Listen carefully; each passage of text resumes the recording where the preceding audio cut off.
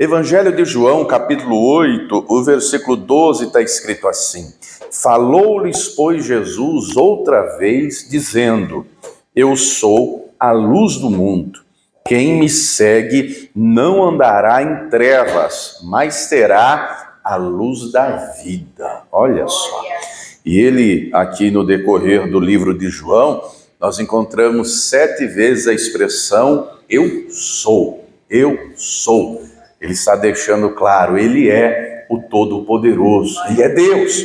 Mas aqui ele deixa claro, eu sou a luz do mundo. Ele quer que nós andemos na luz da vida, que é Jesus Cristo. Eu pergunto, você crê nisso? Crê que ele vai falar conosco? Então, por gentileza, coloque tua Bíblia sobre o teu assento e vamos dar para o Senhor e para a sua palavra a melhor salva de palmas que seja Deus. Feche os seus olhos, aplaudindo, glorificando. Senhor, nosso Deus e Pai, Deus bendito, santo e todo-poderoso, a tua igreja te aplaude e te glorifica. Abre os céus agora e receba o louvor da tua igreja, e por essa mesma abertura, vai derramando a tua graça, a tua bênção, a tua virtude e o teu poder. Ninguém veio aqui ouvir o homem falar, o homem não tem nada a dizer, todos vamos ouvir a tua voz, a tua palavra. Tome agora os lábios do pregador, a boca do mensageiro, que eu diminua, o Senhor cresça, remova toda barreira, todo obstáculo, e envie a tua palavra com poder e autoridade, e que a tua palavra agora vá e produza o resultado para qual está sendo enviada, em nome do Senhor Jesus. Diga amém, Senhor.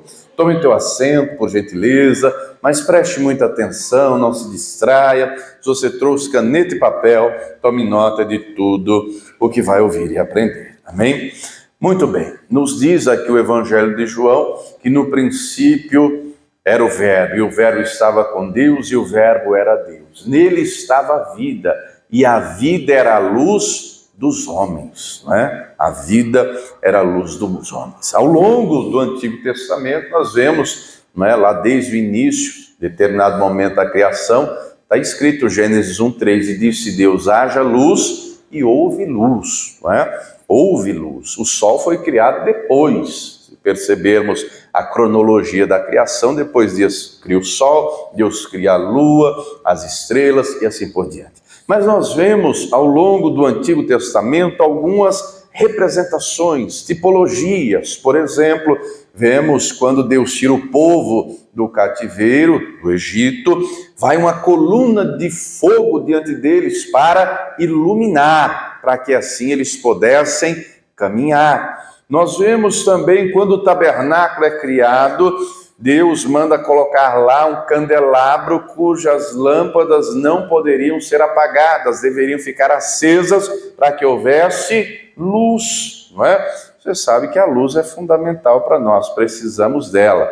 E as trevas é exatamente a ausência de luz. E há um ser que habitava no lugar, não é, de extrema luz, que era na presença do Altíssimo, e ele, por suas atitudes, se viu lançado fora, porque Deus o lançou. Satanás, então, se torna adversário de Deus, ele se torna, então, o rei das trevas, e com os seus seguidores vai trabalhar, e trabalha até hoje, para que o reino das trevas avance sobre a terra.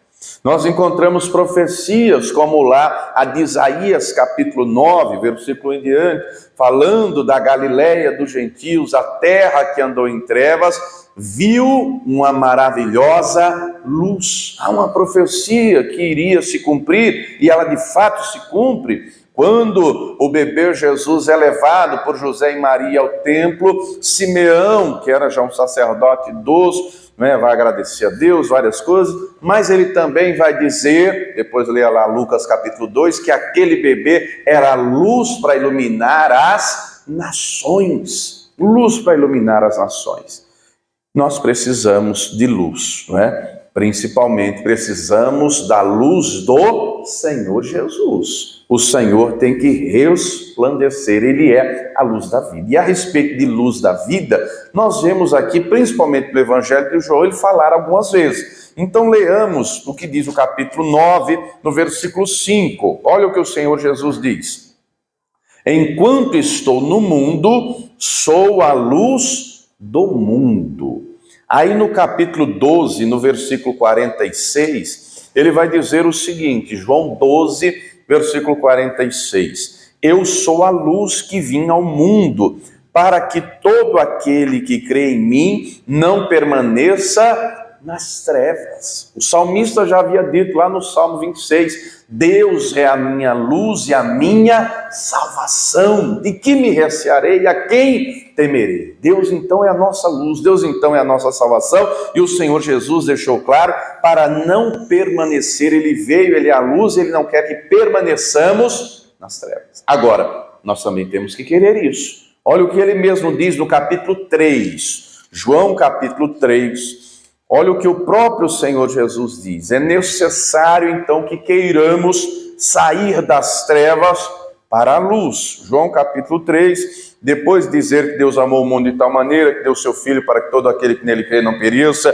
mas tenha vida eterna. O versículo de número 18 diz assim, quem crê nele, o Senhor Jesus, não é condenado, mas quem não crê já está condenado, porquanto não crê no nome do unigênito Filho de Deus. E a condenação é essa, que a luz veio ao mundo, e os homens amaram mais as trevas do que a luz, porque as suas obras eram más. Do mesmo jeito que o maligno, ele sai da luz e ele vai para as trevas, e ele se torna o rei do reino das trevas. Ele trabalha para que na terra o seu reino aumente e cresça a cada dia mais. E nós vemos isso ao longo da história. E nós vivemos em dias em que o negócio já está dando uma escalada violenta.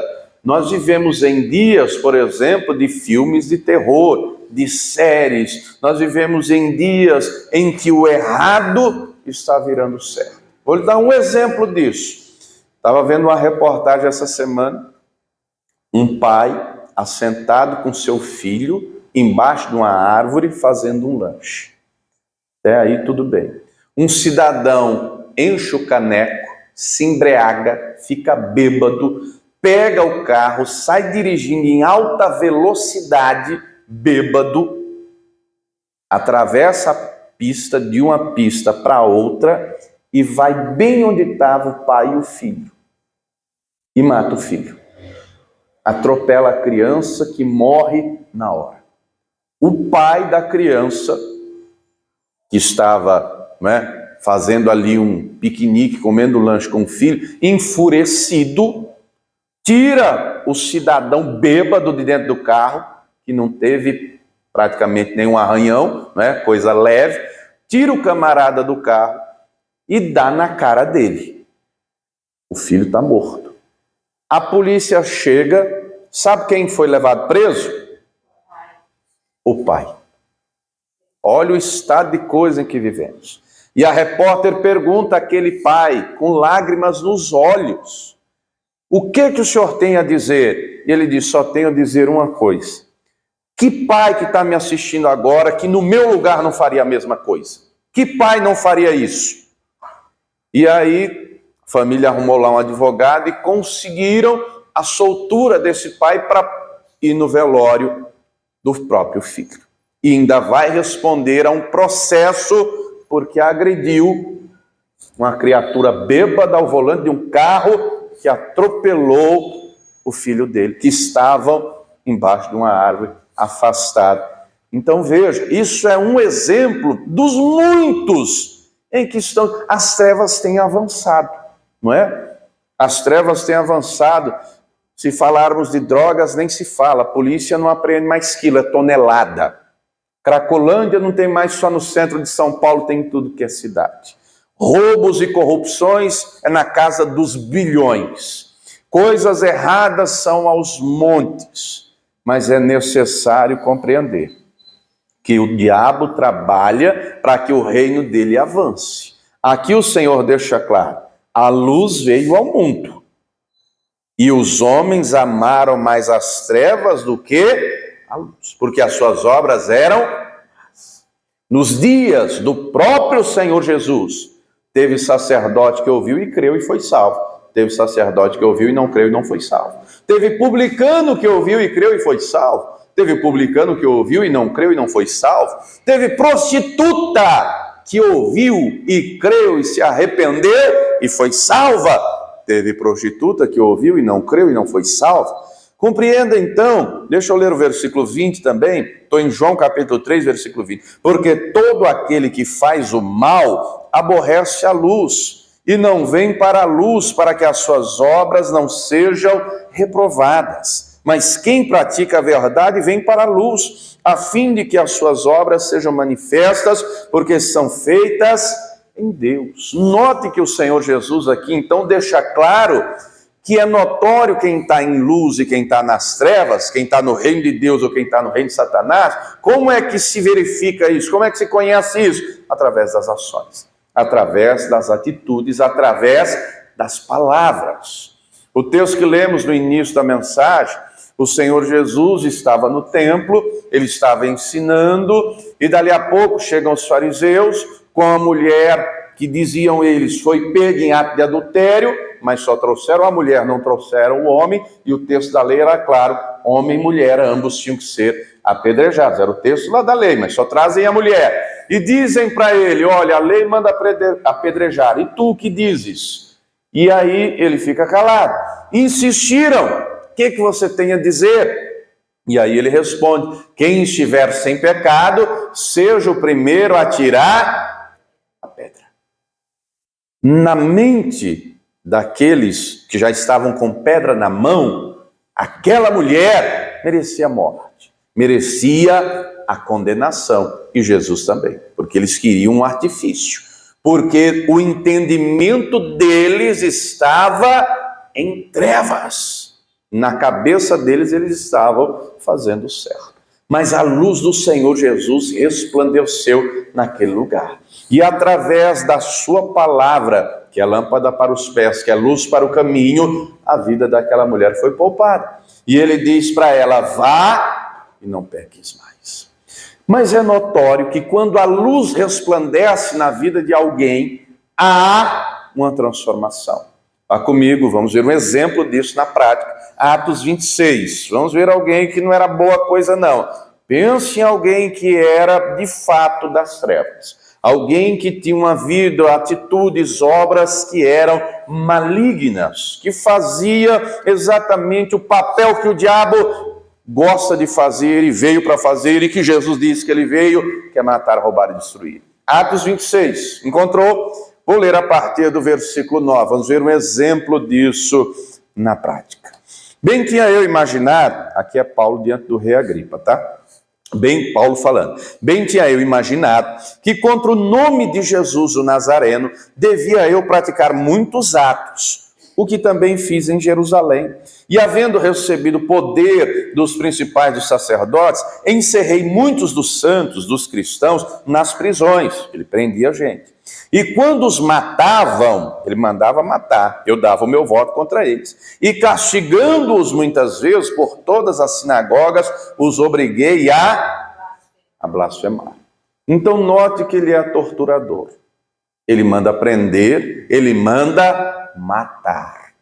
E na cabeça dele isso está certo. Na cabeça dele, aquela seita de seguidores desse tal Jesus Cristo precisava ser contida, precisava ser, presa, precisava ser aniquilada, desfeita. E é por isso que ele prende gente. Ele tortura, e tortura gravemente, ele manda matar. E na cabeça, compreenda que ele não está endemoniado, pelo menos a Bíblia não diz isso, ele está debaixo do poder das trevas. Pastor, por quê? Porque não está escrito, não é? Está escrito, por exemplo, da Maria Madalena, o Senhor Jesus expulsou, 7 demônios. Está escrito que um dia Jesus estava na sinagoga pregando e alguém lá, tomado por um demônio, disse, eu sei que tu és o Filho de Deus Altíssimo, e o Senhor disse, cala a boca e sai dele. Está escrito que o Senhor foi a Gadara e lá havia um homem que nele havia uma legião, 6.000 demônios, e o Senhor expulsou a todos. Mas, aqui no caso de Paulo, ele estava debaixo de influência satânica, maligna, ele estava em trevas.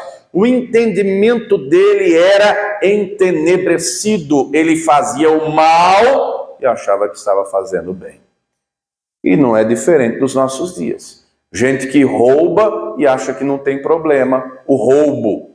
O problema está no capitalismo. O capitalismo é que está errado, mas roubar não está certo. Nesses últimos dias, não sei se você tem acompanhado as notícias, gente invadindo o supermercado para tomar cestas básicas, roubar, furto. E ainda diz que o errado é o supermercado, que é injusto.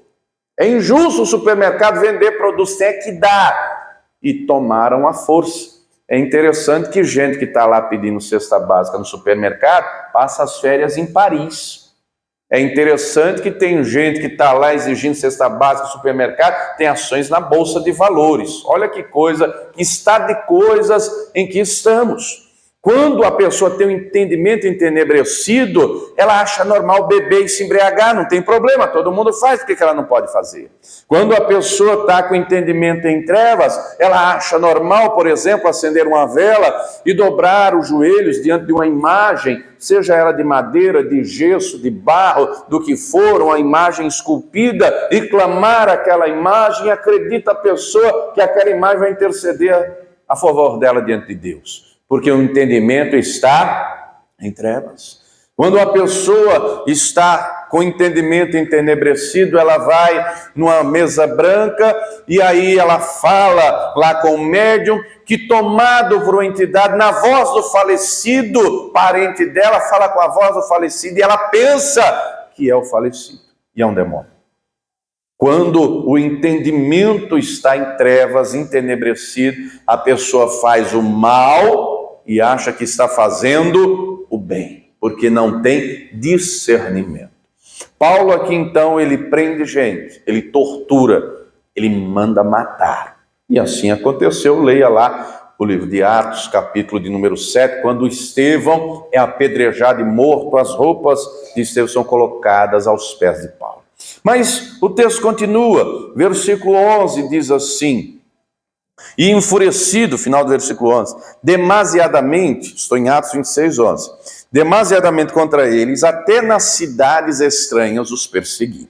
Sobre o que, indo então a Damasco, com poder e comissão dos principais sacerdotes, ao meio-dia, ó rei, ele está falando com o rei Agripa, vi no caminho uma luz do céu que excedia o esplendor do sol, ô glória, cuja claridade me envolveu a mim e aos que iam comigo. E caindo nós todos por terra, ouvi uma voz que me falava, e em língua hebraica dizia: Saulo, Saulo, por que me persegues? Dura coisa te é recalcitrar contra os aguilhões. E disse eu: quem é, Senhor?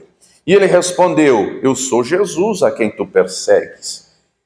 Mas levanta-te e põe-te sobre teus pés, porque te apareci por isto, para te pôr por ministro e testemunha, tanto das coisas que tens visto, como daquelas pelas quais te aparecerei ainda, livrando-te deste povo e dos gentios a quem te envio agora. Versículo 18, para lhes abrires os olhos e das trevas os converteres à luz, e do poder de Satanás a Deus. Note que ele está vendo uma luz que excede o sol do meio-dia. Você já deu uma olhada assim no sol ao meio-dia?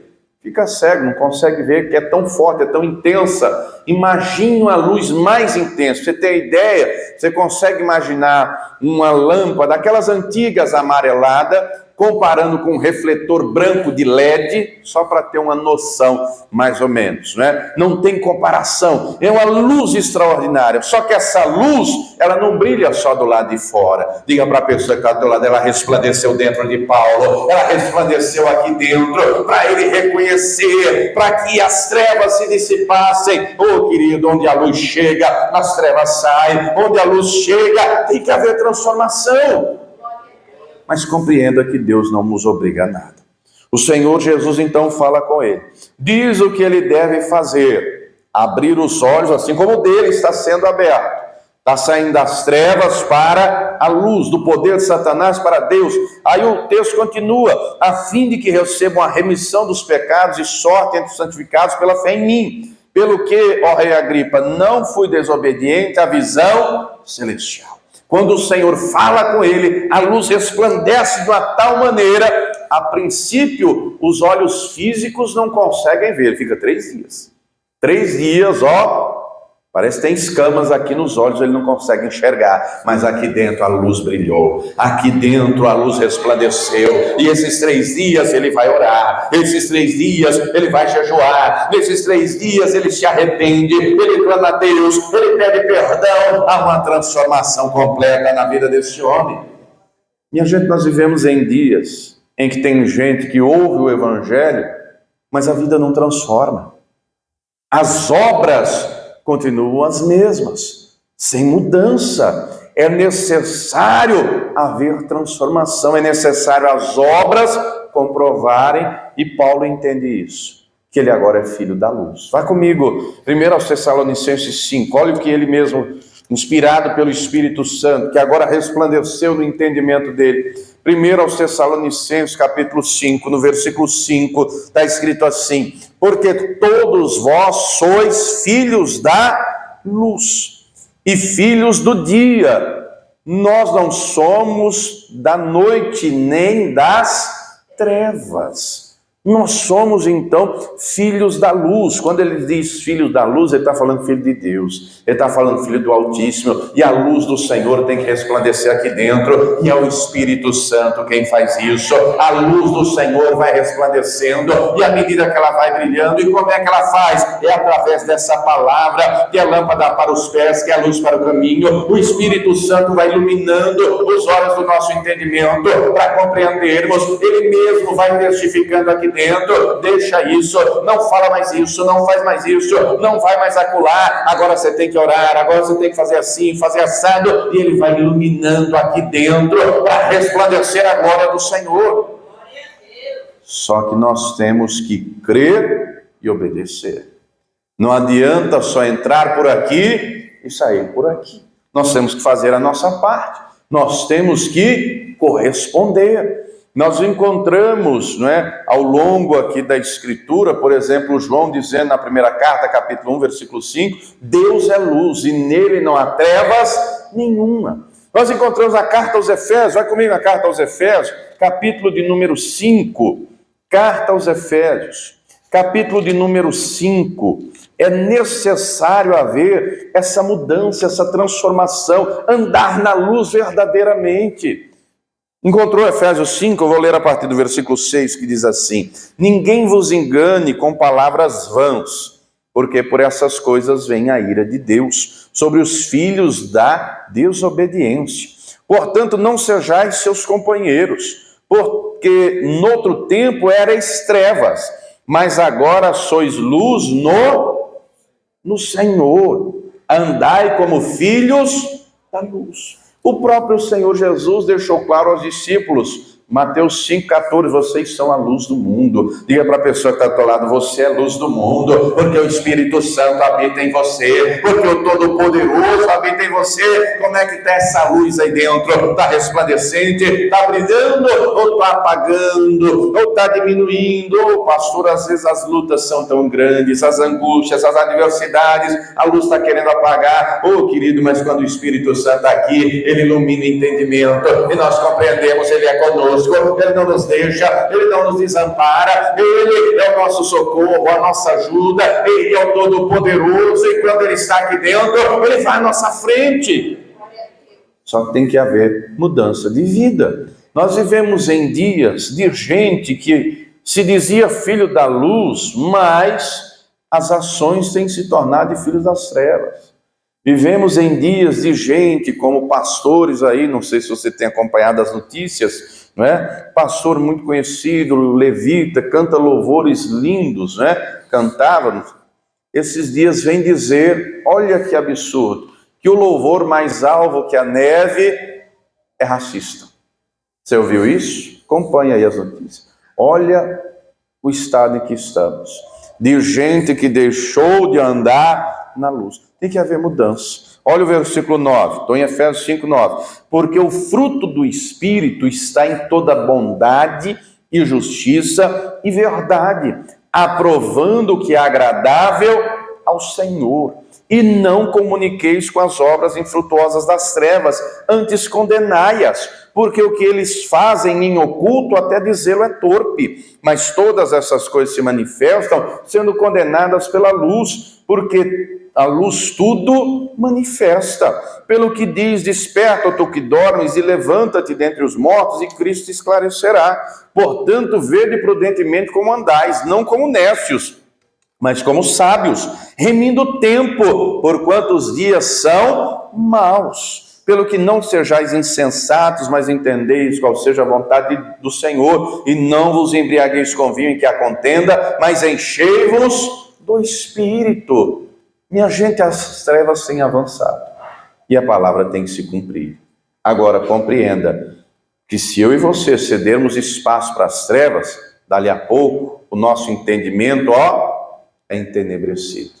É necessário compreendermos, nós temos que permanecer na luz. Não podemos deixar as trevas ganhar espaço, pelo contrário, nós é que temos que resplandecer. Vai comigo, segundo aos Coríntios, capítulo 4. O diabo trabalha violentamente para cegar os entendimentos das pessoas.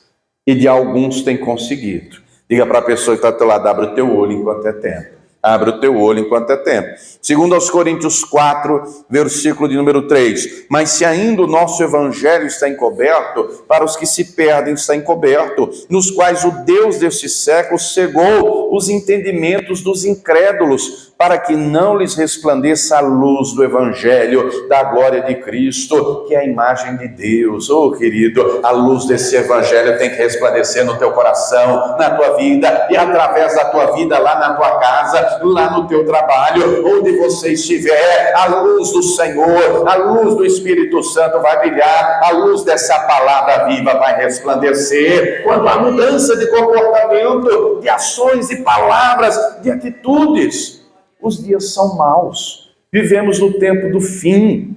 É necessário se encher do Espírito Santo, é necessário ter comunhão e intimidade com o Senhor. Vai comigo na carta aos Filipenses, carta de Paulo aos Filipenses. Olha o que nos diz aqui a palavra no capítulo de número 2.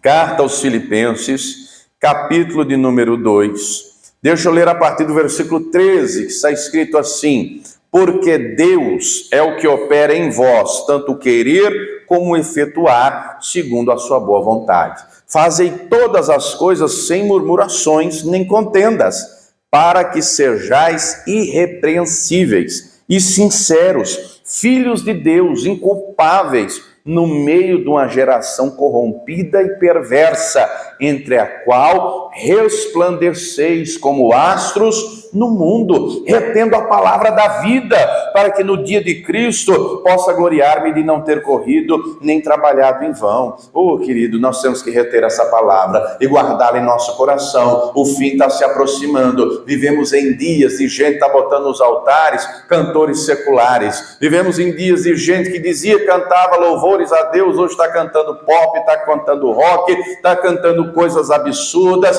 A igreja em muitos lugares tem se perdido, tem se abraçado com o mundo. Vivemos em dias de pastores homossexuais pregando o evangelho, vivemos em dias de bíblias adulteradas que removeram vários versículos que falam a respeito de pecado. Vivemos em dias, no nosso país, vi essa semana uma notícia de que uma professora ingressou com um pedido do Ministério Público dizendo que não é mais para ninguém fazer orações, ou no caso católicos, rezas em escolas primárias para crianças. Isso não pode, o Estado é laico, não pode fazer oração nenhuma, não pode pedir a Deus nada, não pode orar. E o Ministério Público disse, é verdade, isso está certo, tem que abolir Bíblia das escolas, abolir orações. Olha o tempo em que vivemos, nunca foi tão imprescindível a luz de Jesus Cristo resplandecendo aqui dentro, nunca foi tão imprescindível se encher da presença e da glória e da luz do Senhor. Vá comigo em 1 Timóteo capítulo 4, isso aqui está acontecendo. O inimigo tem a cada dia, agido. Agora cabe a nós, igreja do Senhor, aqueles que temos o Espírito Santo, a luz do Evangelho resplandecer. 1 Timóteo 4, versículo 1 diz assim: mas o Espírito expressamente diz que nos últimos tempos apostatarão alguns da fé, dando ouvidos a espíritos enganadores e a doutrinas de demônios, pela hipocrisia de homens que falam mentiras, tendo cauterizado a sua própria consciência. Esses dias já são realidade. Doutrinas de demônios tem aí aos montes, não é? Espíritos enganadores tem aí aos montes. Vivemos em dias de gente que quer ir numa igreja que pregue aquilo que ela quer ouvir, não quer a verdade do evangelho. Quando o evangelho traz bênção e promessa, glória para mim, é bênção, é promessa, é para mim. Mas quando traz instrução, correção, não é para mim, é para o fulano, é para o Beltrano. Não, esse pastor hoje aí não está inspirado, não está ungido, eu quero é bênção, eu quero... meu irmão, aqui tem tudo, aqui tem promessa, aqui tem bênção, tem instrução, tem correção, o Senhor garante, nós somos mais do que vencedores, e a vitória não é só nessa vida, a vitória é também na eternidade inteira. Aqui, Deus fazer como Paulo, é crer, é obedecer, é perseverar nessa palavra, as demais coisas serão acrescentadas, a luz tem que brilhar aqui dentro. 1 de Pedro, capítulo 2. Os dias são maus, os dias são difíceis, é necessário se revestir do Espírito Santo, se encher. É necessário a luz do Evangelho, a luz da palavra, brilhando aqui dentro. 1 de Pedro 2, versículo 9, diz assim: vós sois a geração eleita, o sacerdócio real, a nação santa, o povo adquirido. Para quê? Só para bater no peito e dizer eu sou batizado? Só para bater no peito e dizer eu estou numa igreja, eu falo em línguas estranhas? Para quê? Tudo isso é bom, é maravilhoso, mas tem que ir além, para que anuncieis as virtudes daquele que vos chamou das trevas para a sua maravilhosa luz. Querido, o Senhor quer resplandecer a luz dele em você, para você ser luz na tua casa, no teu trabalho, na tua vizinhança, onde você estiver. É necessário uma mudança aqui dentro, uma transformação aqui dentro, porque ela será notória do lado de fora, e através da nossa vida, o nome do Senhor será glorificado. Deus não mudou. Ele é o mesmo ontem, hoje e eternamente. O versículo 10 diz: vós que em outro tempo não erais povo, mas agora sois povo de Deus. E não tinhas alcançado misericórdia, mas agora alcançaste misericórdia. É o Espírito Santo que ajuda nas nossas fraquezas. É o Espírito Santo que vai lapidando o nosso coração. É o Espírito Santo que vai pouco a pouco iluminando os olhos do nosso entendimento, até chegar o momento que não tenha mais trevas nenhuma, só a luz do Senhor resplandecendo aqui dentro e através de nós, para os que estão ao nosso redor. E se assim fizermos, vamos andar no caminho reto, rumo ao autor e consumador da nossa fé, que é Jesus Cristo. E chegará o glorioso dia que Ele mesmo nos levará para estarmos com Ele, e lá não haverá sol, não haverá lua, porque é a luz dele que vai resplandecer por toda a eternidade. E essa mesma luz já está aqui, e ela quer resplandecer dentro de você. Ele quer operar para que haja mudança, haja transformação. Ele não existe em ninguém. A palavra dele diz: todo aquele que o Pai me dá virá a mim, quem vem a mim eu não lanço fora. Ele transformou a vida de Paulo. Paulo era assassino, perseguidor, torturador, mas Deus transformou porque ele ouviu, ele creu, ele obedeceu, e assim Deus quer fazer na nossa vida, para resplandecer a luz dele. Quem crê nisso, diga glória a Deus. Volta lá comigo para terminar no João 8, versículo 12. Então o próprio Senhor Jesus deixa claro: eu sou a luz do mundo, quem me segue tem que seguir, não pode parar. Embora o inimigo às vezes queira incutir na nossa mente: para que você vai na igreja? Embora o inimigo chegue ao teu pó de ouvido e diga: o que adianta ser crente?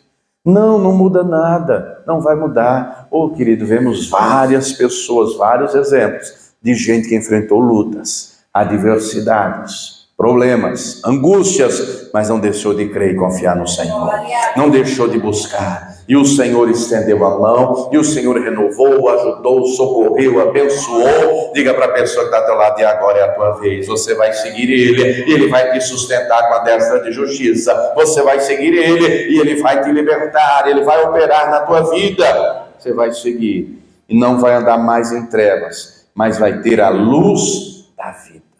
Essa luz Ele quer ver aqui dentro.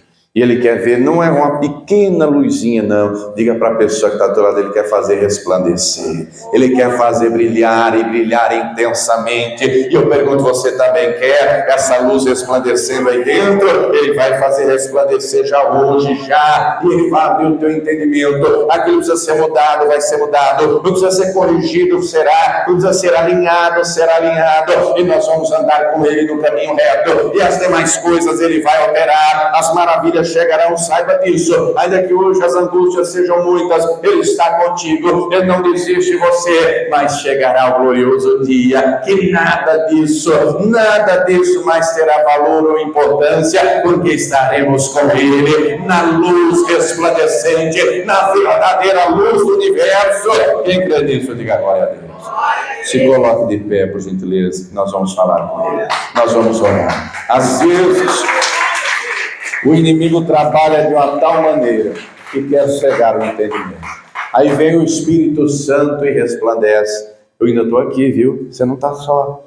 Você não está desamparado. Aí vem o Espírito Santo e ilumina para a palavra. Você tem promessa, eu vou fazer. Aí vem o Espírito Santo e testifica o coração. Você não vai recuar, você não vai desistir. Aí vem o Espírito Santo e diz, é eu que trago força à tua vida. Sou eu que trago paz e alegria ao teu coração. Aí vem o Espírito Santo e resplandece dizendo, ô filho, eu estou com você. Você não vai desistir. Querido, querida, o Espírito Santo está aqui. Ô pastor, ele está onde? Ele está dentro de você. Ele está aqui dentro, ele está dentro de nós. E ele quer que a luz do Senhor, a luz dele resplandeça aqui dentro. Agora nós temos que querer também. Querido, o Senhor não quer só frequentadores de igreja. Ele quer filhos da luz, Ele quer gente transformada. Gente que reflete a luz dele, que é como um espelho. Como diz o próprio Paulo, segundo aos Coríntios 3, nós devemos ser como um espelho que reflete a glória do Senhor. A luz dele, através de ações, através de palavras. O Senhor quer que você seja essa luz lá na tua casa, lá no teu trabalho, onde você estiver. Mas para isso, primeiro essa luz tem que resplandecer, aqui dentro, aí dentro. Aí vai ser notório.